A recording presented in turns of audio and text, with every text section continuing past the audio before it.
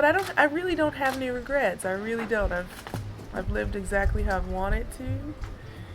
I've tried my hardest every single time. I didn't win the matches that maybe I should have always won, but I really gave it my all. So that for me is enough.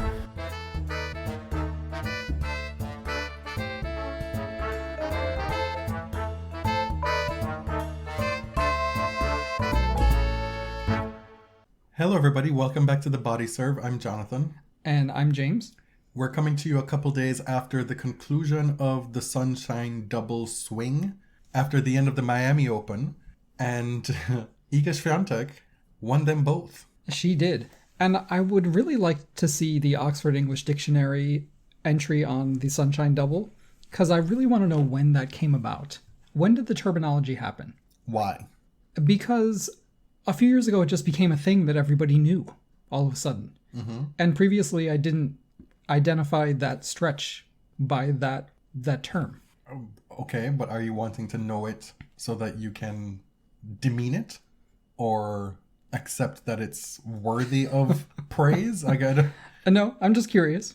Last we came to, it was an Ash Barty retirement special, one that we were not particularly thrilled to record, and one of the lasting sentiments from that episode and from all of you thinking about Ash's retirement was, what is the WTA going to look like going forward? Who is going to be the next number one?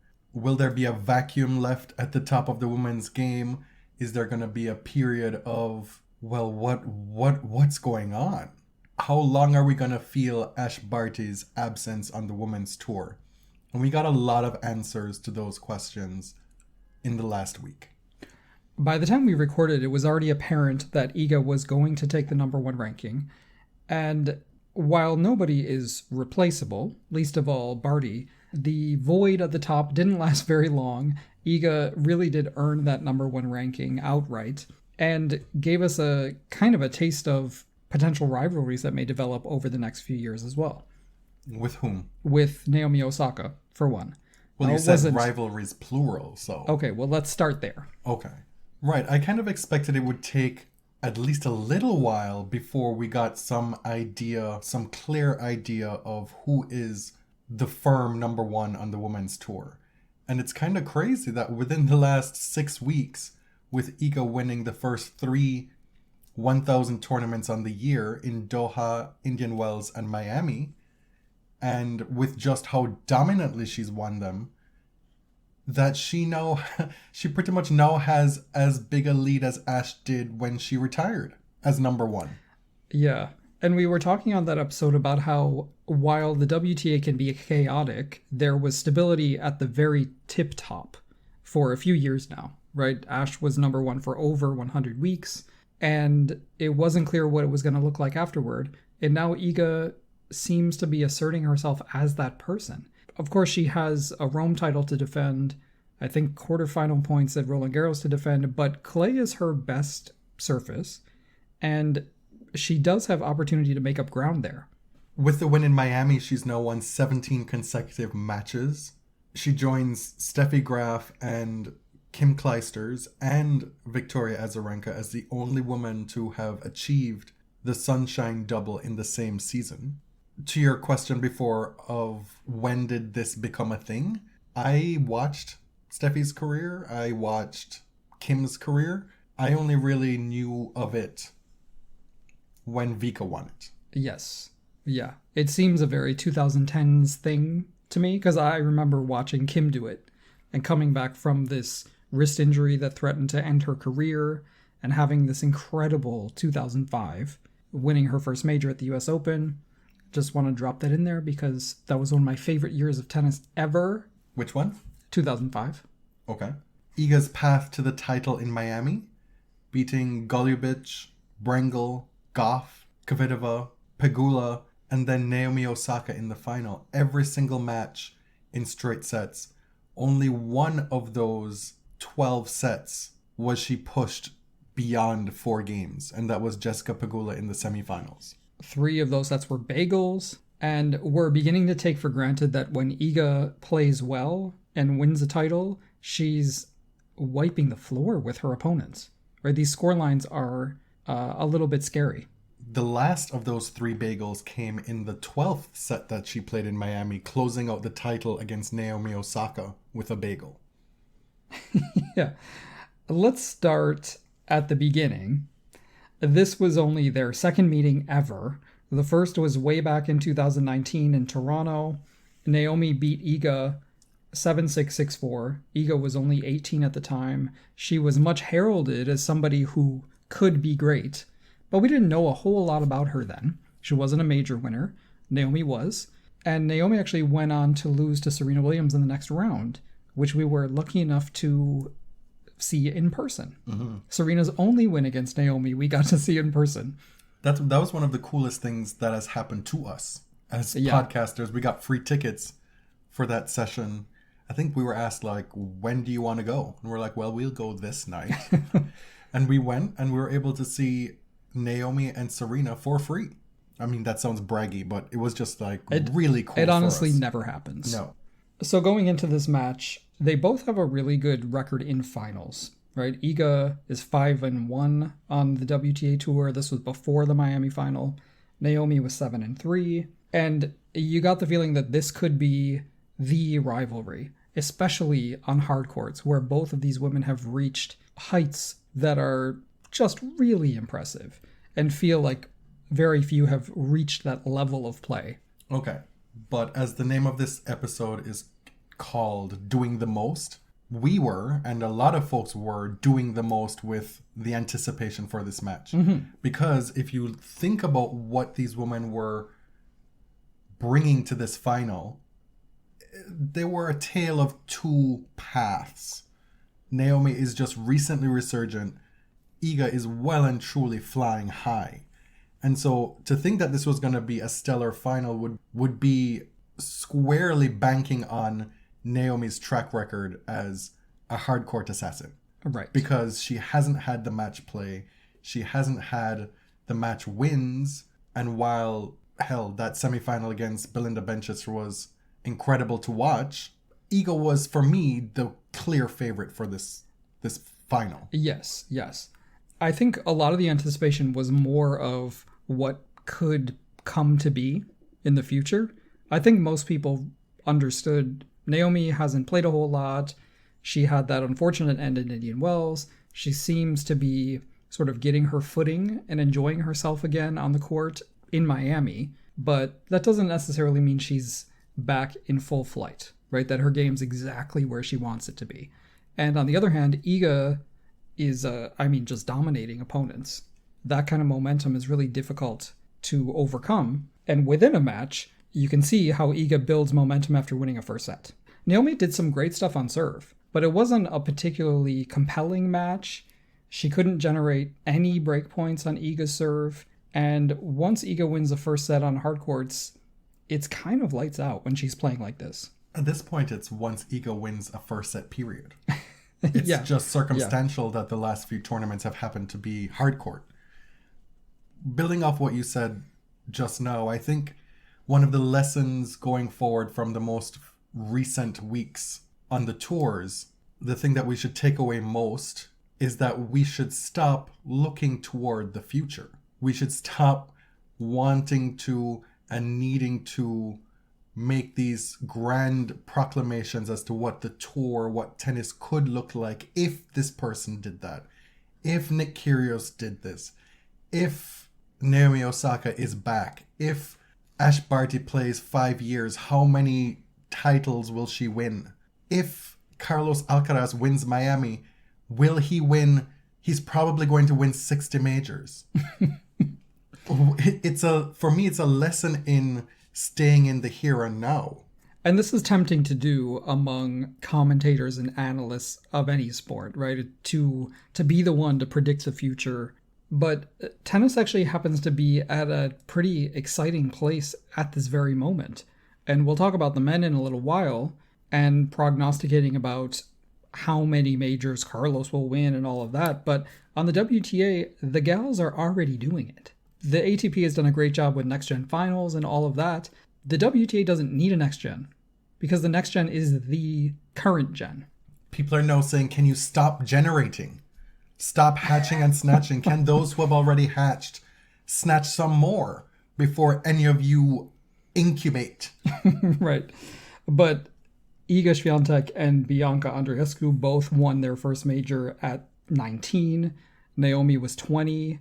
Emma Raducanu was, 18 last September? The WTA girlies are already doing it. They don't need a next-gen finals or anything. So let's just kind of enjoy it while it's happening. And this isn't to like compare the men and the women or say that these guys' achievements aren't great. It's just that, okay, yeah, we see you, but it's happening on the WTA like a lot. To take that a step further, it's happening a lot on the WTA tour, and save for maybe the British press being beside themselves, the reaction to the achievements of the women does not match the hyperbole, the rabid response to somebody's performance like Carlos Alcaraz. Because Iga Swiatek is a prodigy. Like, yes. The way we've talked about, well, not I, but the way a lot of folks are talking about Carlos Alcaraz, you'd make it seem like we've never seen a talent like this before. And so he wins Miami and folks are like, well, I think he's definitely going to win 20. And then somebody says, you say he'll win 20, I say 21. You say he'll win 30, I say 40. You say he'll win 40, I say 20 plus 20 plus 21 plus one more, he'll win 62. Yeah, there is like some measure of one-upmanship among like so-called tennis experts, right? They want to be the first ones to predict this greatness. And I hope that his career is incredible, right? If he has the talent and he wants it, he should go out and get it. But like, there are so many variables between now and 2 decades from now. We have no idea what's going to happen. Or 2 years from now. Exactly. But back to the women. Naomi's victory over Belinda Bencic, I think, was probably really important for her in the long run. It was a great way to snap that losing streak against Bencic. Their games obviously match up really well for Belinda. She loves absorbing and redirecting that power that Naomi gives her. And Naomi really needs to mix up speeds and the height of the ball. And it's not necessarily something she loves to do. Right? She doesn't have the most variety of the women at the top. It was such an opportunity for Bencic to remain in the talk at this tournament. It was. And then after winning that first set, to then succumb to 18 aces from Naomi Osaka in 3 sets, that must have stung quite a bit.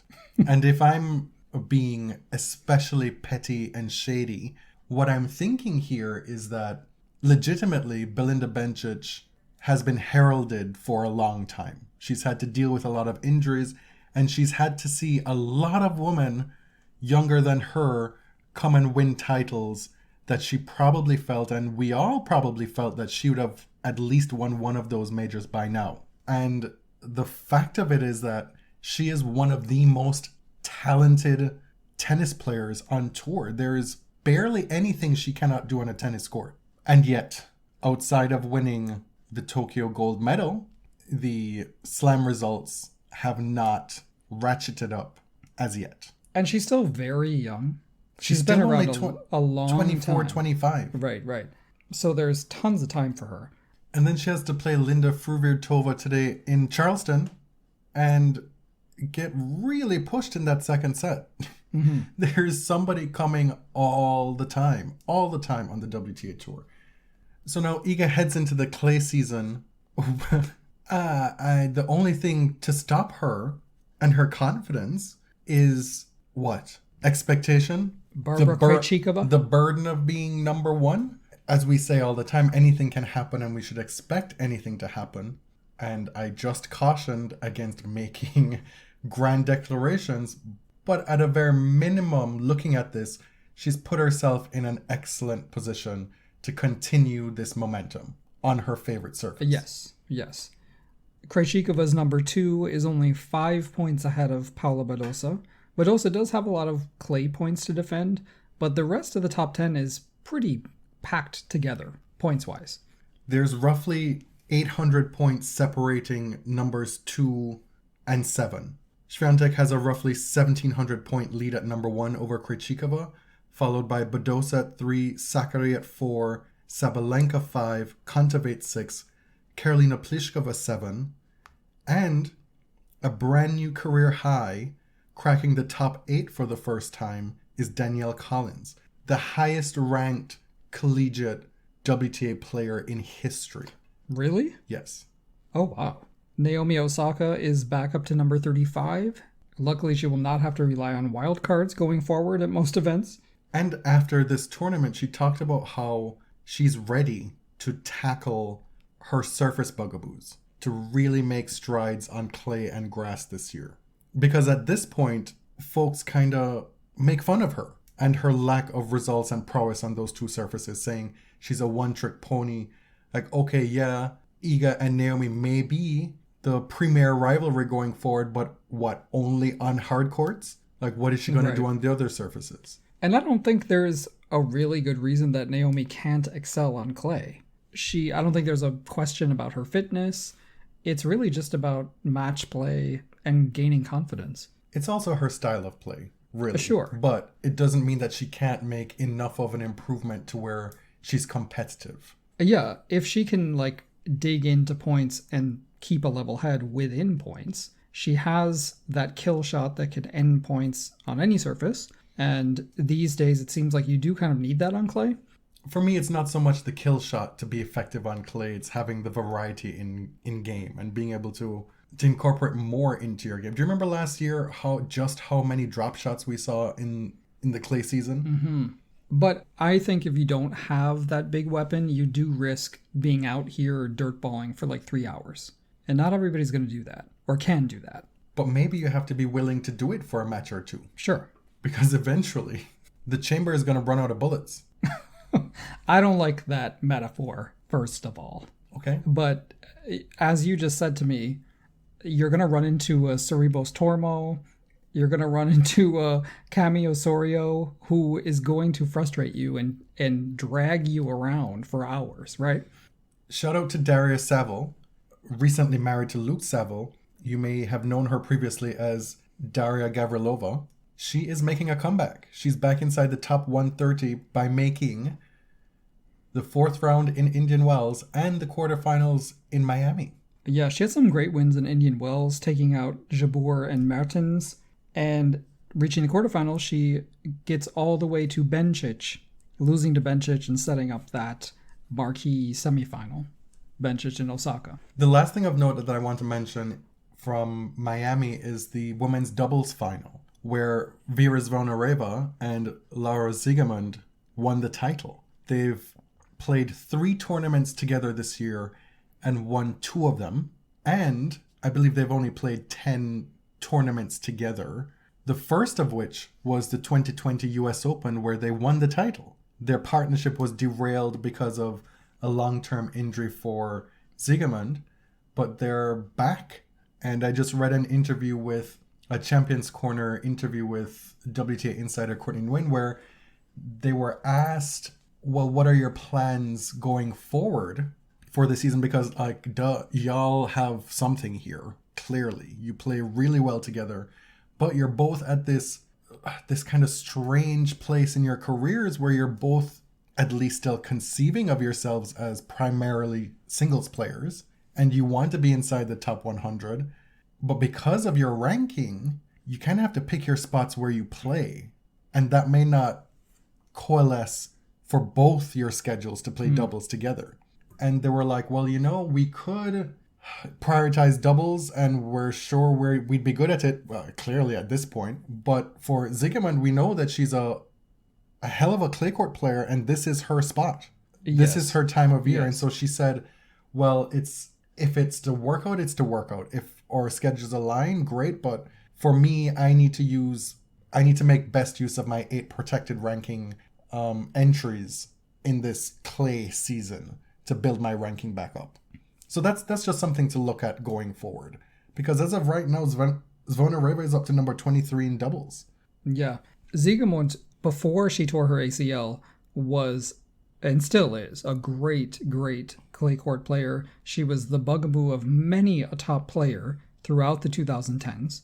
the injury really messed up her momentum in singles.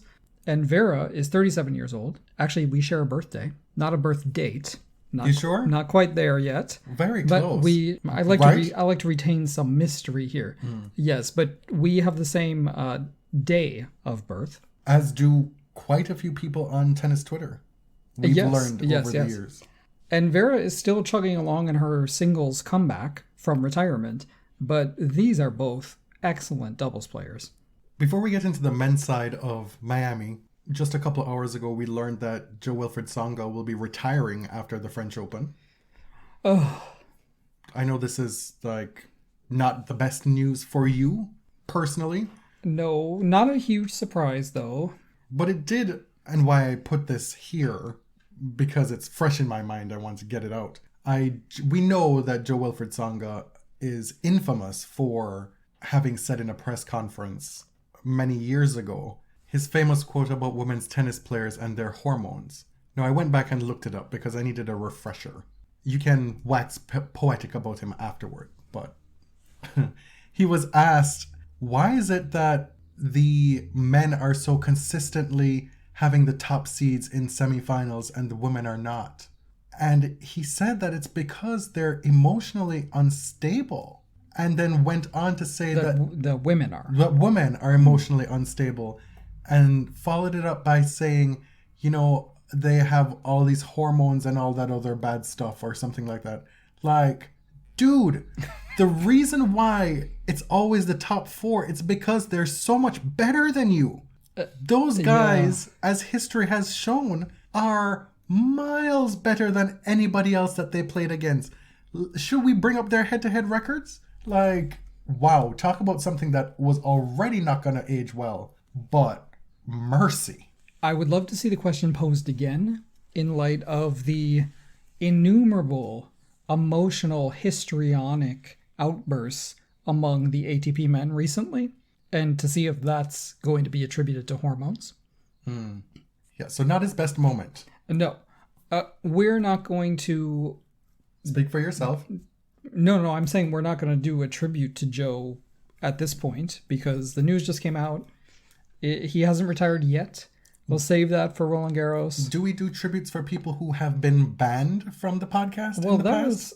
was, you did that unilaterally. So you're going to prepare soliloquy. And it wasn't even for a good reason. Like, you should have banned him for the hormone comments. That You banned him predated- for something else. That predated the existence of this show. He Okay. was banned for losing a 2-set-to-love lead against Tennis Sandgren at a Grand yes. Slam. That's what he was banned for. I knew it had something to do with tennis with a Y. Anyway, I have never attempted to excuse those comments, but I will miss Jo-Wilfried. He's one of my faves. And, I'll wear that. You can trash me if you want. Let's just be real here and call it what it is. A lot of it has to do with thirsting. Okay, fine. But we're around the same age, so it's not like weird. Before you all start.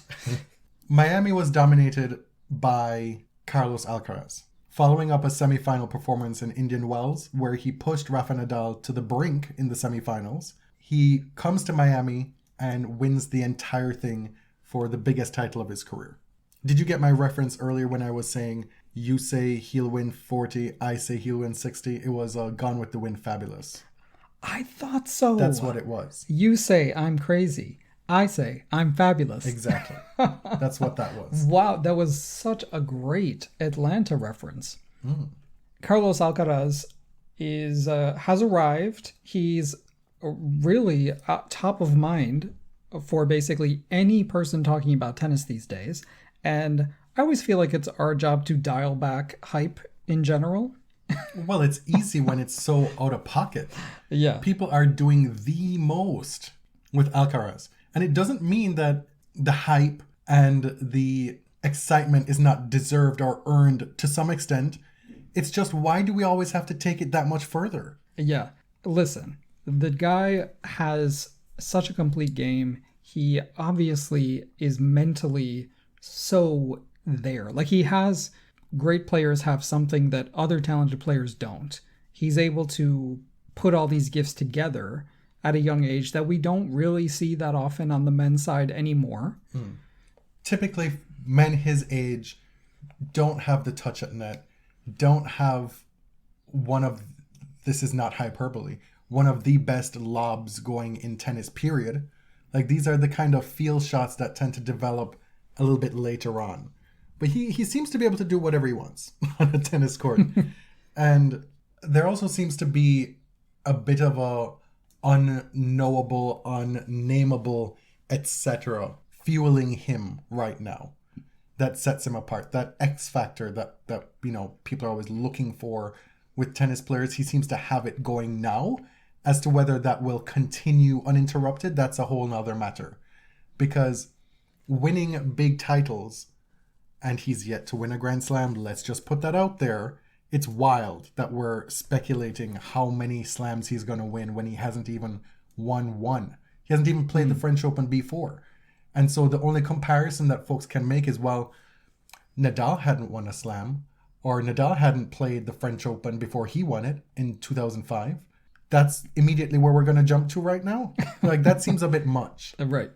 And at that time, Nadal was facing down a prime Federer, won 11 titles in 2005, played a classic Miami final against Federer, won his first Grand Slam, having debuted at Roland Garros. These are all things that, I understand setting up this precedent because what Carlos is doing is so unusual at his age, but I don't know that it's particularly helpful for him. It's interesting as a commentator to place it in historical perspective, but let's, I think we said this on our previous episode, let's just dial it back and enjoy what's happening. It's interesting to make those comparisons when you compare things that have both already happened. We're comparing Nadal's singular rise with something that is 8% loading at the moment. Right. And the signs are great, right? There's no disputing that. But to me, it's more interesting to observe these things unfold rather than guess what will happen, right? Because when they don't happen, he's then set up for it to be a failure, right? Mm-hmm. He seems to have zero trouble when it comes to confidence. That is not something he's lacking. Asked about what his goals are for the rest of the season or the clay season, he's like, yeah, I think I can win a slam. I think I'm good enough. I believe I will. And that's a good attitude to have, frankly. See, I like that. Yeah. Because on the court, I don't find him cocky at all. I find him to be a good sport. He competes well. He tries his best. He is respectful to his opponents. There's a lot to like. But also, we don't really know him. No. I don't know him. He's so young, right? Some analysts have been predicting amazing things for him for a few years, but he's still only 18 years old. Now, in the final versus Ruud, he wins 7-5, 6-4. The first set was very competitive. Ruud seemed less nervous than Carlos, which is understandable, but this was both of their first attempts at a Masters 1000 final. Casper Ruud was up 4-2 in that first set. Much of his earlier career, the success came on clay, but he's now shown this year that he is formidable on hard courts as well. Yeah. So in this final, especially in the first set, he was showing that he could scramble, that he could impose his big forehand on the match. He was anticipating Carlos's drop shot very well, which has been a problem for a lot of opponents recently. And Carlos was nervous, right? He wasn't playing at the level that we had seen previously, at least early on in the match. But once he found his footing, it felt very much like if he wins this first set, he's probably going to run away with this. And it's crazy to say that about an 18-year-old who we haven't seen play that much, but that really was the feeling, especially as Ruud started to show some signs of a hip injury, get treatment. Much of the second set seemed perfunctory to me. I think it's important to note that Carlos won only 1 point on his second serve in the first set. And luckily, he didn't have to hit that many second serves, right? His first serve percentage was 79%. But it does show you what he's still able to accomplish while covering up a weakness like that second serve. Because that is his biggest weakness at this point. And with everybody who is new, it takes a little bit of figuring out from the other players to develop strategies to make them have to do something different as well. That'll be the thing to look for going forward. Because sure, he may have this prodigious talent, but tennis is also still a game about tactics and executing your tactics. And when folks are now adjusting to those, it'll be a challenge for his team, his coach, himself to be able to implement different strategies and call on different things to win these matches. There's nothing about this is a foregone conclusion. Like we said, the only thing that's absolute right now is that we should just be tuning in and enjoying the ride. If you want to enjoy the ride, if you want to be a hater, do that too. And some players have so many weapons that, sure, okay, you figure them out, but that doesn't mean you can beat them, right? And who knows, that might be Carlos's path, that players do figure him out, but still have a huge problem putting together the tactics to actually beat him. But the second serve is a huge opportunity, and he's got many, many years to improve it and figure it out. We don't know that either. That's the point. Oh, well, sure. With Miami, he wins his third career title. His first was just last year, plus the Next Gen Finals. If you count that one, it's 4. And he's now number 2 in the race. In April, he moves 50 points ahead of Medvedev, who is now out with hernia surgery for about a month or 2. We keep hearing differing reports on what the actual state of Nadal's injury is. That it's possible he could be back sooner than expected, that maybe the injury isn't as bad as was initially thought. So as of right now, it looks like perhaps his entire clay season isn't in as grave a danger as we thought. Mm-hmm. Because right now, heading into the clay season, it's like, well, if Nadal can come back from injury, he would have been the clear favorite every tournament he showed up, given his start to the season. Djokovic is going to be allowed to play these tournaments. What is he going to do? Is he going to be able to defend all those points that he has to defend? What kind of shape will he be in? And then now you throw Alcaraz in there as somebody who is showing up every week now. And then there's Casper, whose alleged favorite surface is clay as well. Dominic Thiem is coming back. Casper, for his part, beat Zverev this week. He beat the surprise semifinalist, Francisco Cerundolo. This is his first Masters final. He's the first Norwegian to reach a Masters final. And he does have a previous hardcourt win in San Diego. So clay is his best surface, no doubt, but he excels on this surface as well. And just a quick acknowledgement here of Cerundolo, who beat Opelka, Monfils, Tiafoe, and Sinner, the number 9, this week in Miami. And you'll probably remember he and his brother kind of broke out at around the same time last year, seemingly out of nowhere. Francisco reached the final in Buenos Aires as a qualifier last year. And that was like a week after his brother had won a tournament or something like that. Yeah. Also in Miami, Medvedev was unable to keep Djokovic from being number 1. What he had to do was to win his quarterfinal match against Urkac, the defending champion, and he would have been assured the number 1 ranking, but he was unable to do that, losing in straight sets to Urkac. So now we find out he's had to undergo hernia surgery. He'll be out 1 to 2 months. I don't know how the hell he was playing with a hernia. Sounds horrible. And it is a pretty unusual injury for a tennis player. He's going to miss the entire clay season. And if there were a spot in the calendar for Medvedev to miss 1 to 2 months, this would be it. Right. But I think part of what might be driving this attention toward Alcaraz is that the top guys of the ATP are increasingly either in question or out of action completely, right? So the numbers 1, 2, 4, and 6 are completely sidelined. Number 1 Djokovic is coming back soon to clay, but he's been out effectively for the first 3 months of the year. The number 3 player is repellent, and nobody really wants to root for him these days. There's rumors of Medvedev being potentially banned from Wimbledon unless he signs this thing. Djokovic is sitting unbothered at the number 1 spot without even playing. There's a ton of uncertainty on the men's side right now. So you can see why fans would gravitate towards someone like Alcaraz, who's just exciting.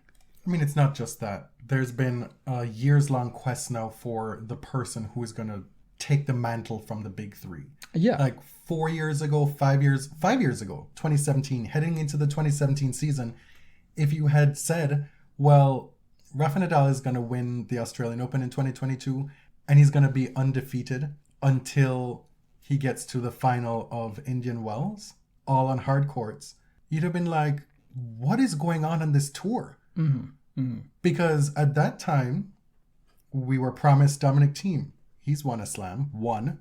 We were promised all these other people, and none of them have been the stalwart that folks have been searching for. Right. And so that's the context and the breeding ground that has allowed this Alcaraz fervor to develop, I think.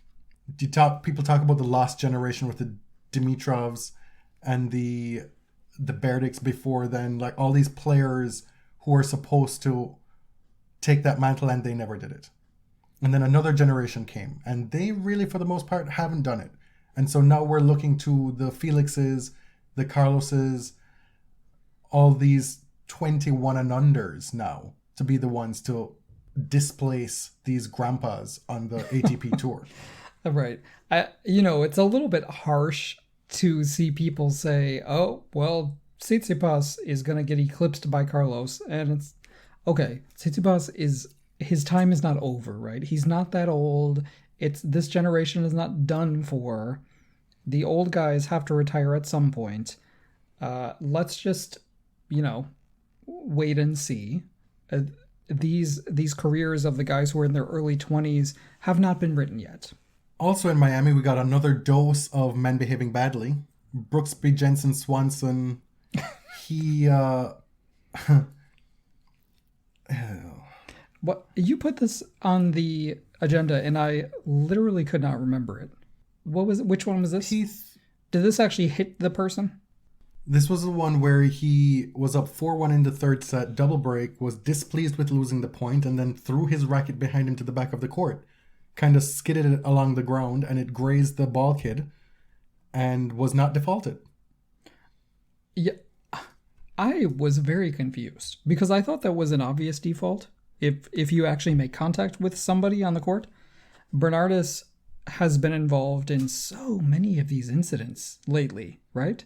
It seems like Carlos Bernardus is officiating every match. But apparently because the ball person was not injured, it's not immediately a default. Can you imagine?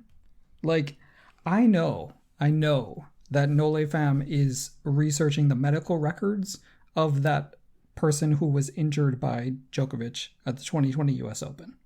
It's being added to a list. And this time I really don't blame them. And now the ATP has finally sent out some kind of indication that they're taking this stuff seriously. An internal memo to the players saying that the first 3 months of the season have seen an unusual frequency of high-profile incidents involving unsportsmanlike conduct. This includes serious cases of verbal and racket abuse. We have seen too many dangerous moments with officials or ball persons caught in the crossfire of aggressive or disrespectful conduct. These incidents shine a bad light on our sport. This conduct affects everyone and sends the wrong message to our fans, especially the young fans. Effective immediately. And as we head into the clay court swing, the ATP officiating team has been directed to take a stricter stance in judging violations of the code of conduct. Additionally, we are also undertaking a review of the code, capital C code, as well as the disciplinary processes, to ensure that it provides appropriate and up-to-date penalties for serious violations and repeat offenders. Further information on that will be communicated later in the year. Later in the year? I'm hoping that the review of the code is quicker than the Zverev investigation. I thought this was interesting that they took this step. We will wait to see what it actually looks like in practice. We've talked a bit about the Zverev investigation and the issues with Basilashvili and other players accused of abuse off the court. And at the time I sort of conjectured that, okay, the ATP is not comfortable taking actions against players for things that happened outside of the sport itself, right? That happened off court. But then these incidents on court really ratcheted up, and my theory kind of fell away because it was like, well, why are they hesitant to enforce the rules in these cases when they happened on TV in front of everybody and we could see them? And we began to wonder, like, is the ATP just against action in general? Like, do they not realize that this stuff not only hurts their staff and their players, but it puts the brand reputation in jeopardy? Like, they didn't seem to grasp that. And so I guess now they have. I think you're giving them too much credit again. They only act when something becomes untenable for them not to act. Right. That's the only reason this is happening. And the thing is, like, to their advantage is that tennis so rarely penetrates, like, the wider culture that I think the sport gets away with tolerating a lot of this stuff, right? Because controversies don't really hit the same way they do if this were football or basketball in North America. Well, they penetrate to wider audiences when somebody like Jensen Brooksby attempts to do the social media apology and screws it up so badly. Did you see that? Mm-hmm. Just how poor that was? Yes. Well, he had to film his conversation with the ball person. And, I mean, even his apology didn't really show that much contrition. No. We'll finish the episode with a few et ceteras. A couple players coming back from injury ahead of the clay court season. Dominic Thiem and Stan Wawrinka. Both of them playing last week for the first time in many, many, many months, and both losing their first matches. They both returned at the Andalucia Challenger. Thiem has been out for 9 months with these wrist and hand injuries. Stan had not played in a year, and he's had surgery, and it feels like Stan has been out for longer, but he actually did play a fairly full-ish schedule in 2019 and 2020. Shortly after Thiem lost that match, he revealed that he has tested positive for COVID-19. Also on the injury front, Matteo Berrettini, he's going to be out for an unspecified amount of time with what he called a, quote, minor operation. Yeah, I don't know what that means. You mentioned earlier that there were rumors of Daniil Medvedev being banned from Wimbledon. You kind of just dropped that in there. What is it that we know and don't know about that?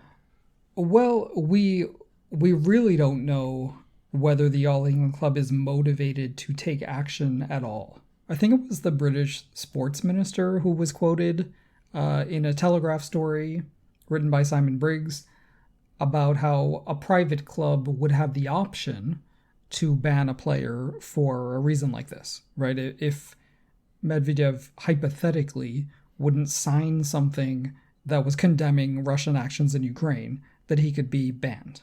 Now, signing something, would that put him in danger? Would it put his family at risk? Like, there are a lot of questions about this, and none of them are very comfortable or pleasant. This is strictly political posturing, is what this is. Yeah. Because we talked, when this first happened, we wondered out loud, was there any actual merit or utility in banning Russian players? And I still don't know that we have an answer on that, but that is different from what this is. If you're taking the position to say, well, because of the Russian invasion and war against Ukraine, we are taking this political stance to ban Russian tennis players from playing this tournament, period. That's one thing. But if you're going to say, well, you, sir, unless you sign this document renouncing the war in Russia, renouncing Putin, doing this, doing that, unless you do that, you cannot play. That's an entirely different thing. Yeah. And does it apply to someone like Andrei Rublev, who has spoken out in favor of peace? Like, is he at risk here for being banned? Is it only Medvedev because he's a number one and currently number two player? It's weird, and it's not really clear what the All England Club is intending to do.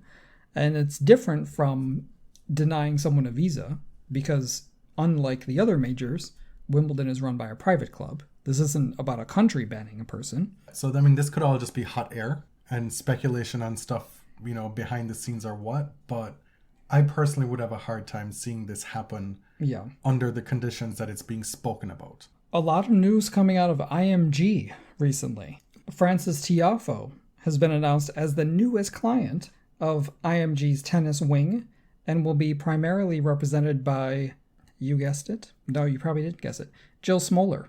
Mm-hmm. And I'm sitting here wondering if there are any tea leaves to be read by this announcement. What do you mean? I think we are squarely at the point where folks need to be making their peace with a double Williams retirement. Yeah. We have no inside information. I have no idea what's going on, but from where I'm sitting, it looks like they're both retired. That may not, I hope that's not true. It may not be true, but we haven't really seen a lot of practice footage. I do wish that both Venus and Serena would just kind of let us know, let us down easy. I think this is a kind of letting you down easy in and of itself. I'm fine with the way this is going on right now. Like, I can absolutely understand not wanting to make a big old production out of it at this stage of your career. Sure. It's different if you're able to have that one last moment in time, hurrah, and then, go out the way everybody claims they want them to go out. But given that we are likely past that happening, it becomes kind of a ceremonial exit, and these women are not about that life. Right. The only ceremonies they care about are the ones where they're lifting the trophy. Or the Oscars or the Met Gala. After 25 years, they don't owe us anything, but it hurts. It sucks. I just want to know. Venus is 42 this year. Serena's 41 this year. Yep. But this is great news for Frances Tiafoe. Get that money. IMG also purchased the Mutua Madrid Open for $400 million. Have you noticed? Okay, this might just be me. I find with these big agencies, it's always hard to figure out like who they rep and which tournaments they own. I feel like it's this big secret that tennis journalists know, right? They know which tournaments IMG own. They know who's going to get wildcards because they rep that player. It's not easily accessible information. I mean, well, we know about Miami. We do. We also know IMG owns like about 20 tournaments, and that includes Miami, San Jose, Barcelona, Abu Dhabi, until recently Rio. But beyond that, no idea. And I don't really know where to find that information. Allegedly, the ATP only agreed to approve the sale if IMG divested from the Rio ATP and WTA events. Yeah, so we have some antitrust action going on here, some conflicts of interest that they're trying to resolve. IMG owns a bunch of events on both the ATP and WTA. In Madrid, they acquired this tournament from the previous operator, which is called Madrid Trophy Promotion, SLU, and IMG has actually absorbed that organization as part of the acquisition. I don't know for sure what this means for Tiriac's involvement. No idea. And this is semi-related. The ATP actually updated their conflict of interest policy back in February, and part of it says the new qualifications will prevent directors from holding a position on the ATP board if they are affiliated with an entity that does business above a certain threshold with the ATP or any of the ATP's affiliates, including ATP Media and Tennis Data Innovations. This also prevents any company or entity from having more than one representative on the ATP board. So you may recall that on the ATP board of directors, there are an equal number of player representatives and tournament representatives. Now, having this equal number has caused a lot of players to question how much voice they truly have on the ATP when the organization represents both owner and worker interests, essentially, that it's not a union. The PTPA asked back in February when this came out an important question that applies here. What are these, quote, certain thresholds? Because this is all very vague. It's saying you can do your little conflicts as long as those conflicts don't become too big. And we are the ones who are the arbiters of what that threshold is. And we are also not going to tell you. Yeah, so this might just be a first step. It's a good sign that they are acknowledging that conflicts of interest are a problem in tennis leadership, but the PTPA does ask a good question here. What's the threshold? How much business can somebody do with the ATP and still be kind of this independent voice on the board of directors? You have here written on the agenda, OMG. Did you see Brandi Carlile interviewing BJK on Ellen? Brandi Carlile is having a great week. She gave an amazing performance at the Grammys.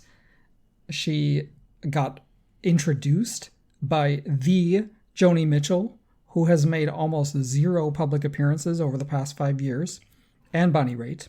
And Brandi sits down with Billie Jean King as a guest host on The Ellen Show and basically just gushes to Billie Jean about who she is and what she's meant to her over the years.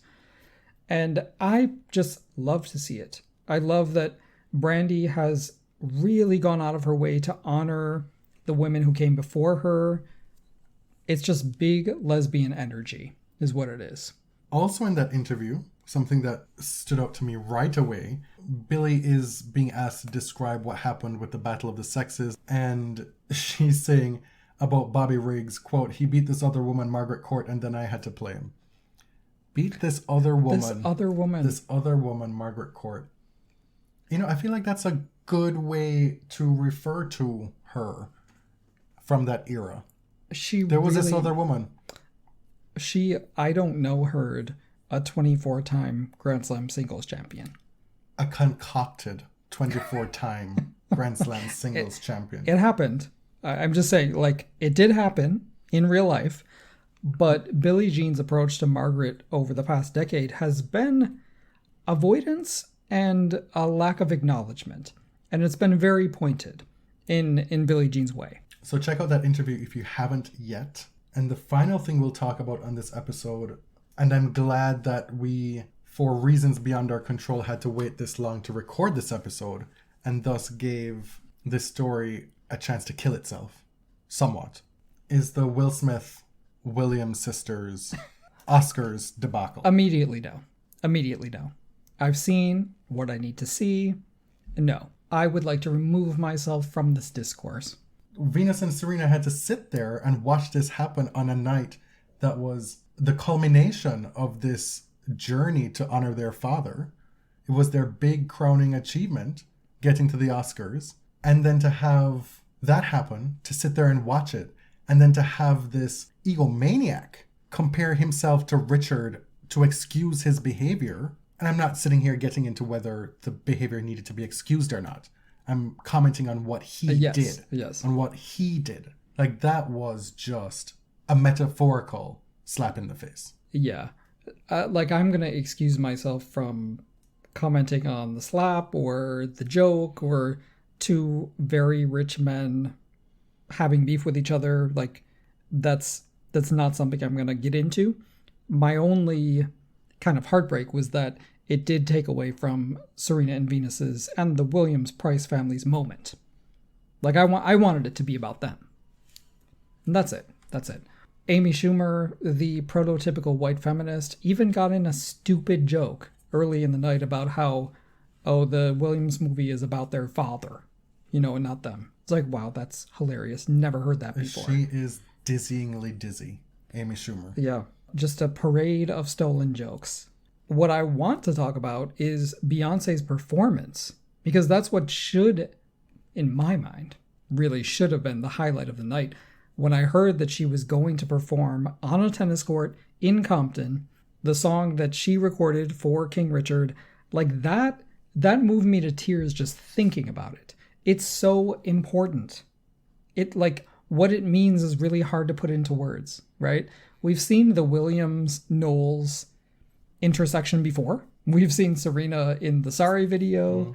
But you have one of the most important American artists working today in Beyonce, some of the most groundbreaking athletes alive today in the Williams sisters, They're all Black. They all speak to the diversity of the African American experience. And watching Beyonce do this, honoring the sisters and their parents, it was just a lot. It was so emotional. It was so excellent. Like, that's what I want to celebrate. On that note, thanks for listening to episode 260. My name is Jonathan. You can find me on Twitter at tennis_John. And I'm James at ElliotJMR. 2 L's, 2 T's. This is the Body Serve. You're able to find everything Body Serve related at linktree.com/thebodyserve. Thanks for listening. Till next time. Thank you. Thank you very much.